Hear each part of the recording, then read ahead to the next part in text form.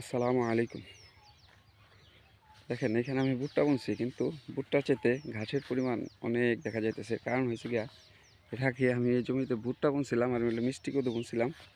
তো এই দুইটা ফসল বুনছিলাম, প্রচুর পরিমাণে ঘাস জন্ম নিয়েছিল। অলসতার কারণে সেই ঘাস আমি পরিষ্কার করি নাই। আর সেই ঘাস থেকে যে দানাগুলা পরিপক্ক হয়েছিল এই জমিতে পইড়া, সেখান থেকে এখন ঘাসের রাজত্ব দেখতে পাইতেছেন।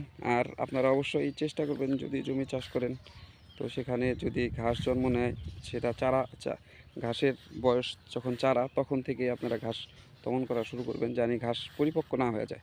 পরিপক্ক হয়ে গেলে হয় কি, যে ঘাসের দানাগুলো আবার মাটিতে পড়ে। ওখান থেকে আপনি যদি পরিপক্ক গাছ উঠা নিয়ে যান, কিছুদিন পর ওই দানা থেকে আবার গাছ জন্ম নেয়। তো আর কি, গাছ যে একেবারে নির্মূল হয় তা হয় না। যদিও জমির ঘাস একেবারে নির্মূল হয় না, কারণ পশু পাখির মাধ্যমে জমিতে ঘাস কোনো না কোনোভাবে বাতাসের মাধ্যমে চইলাই আসে।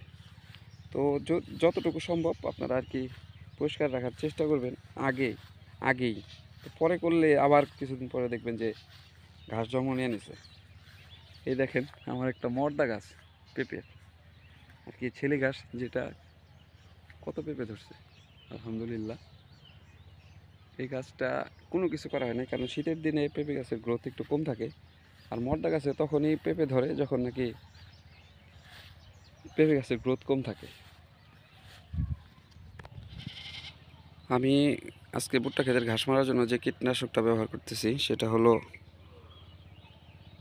অ্যানট্রাজিন 50% প্লাস মেসোট্রিয়ন 5% গ্রুপের একটি কীটনাশক।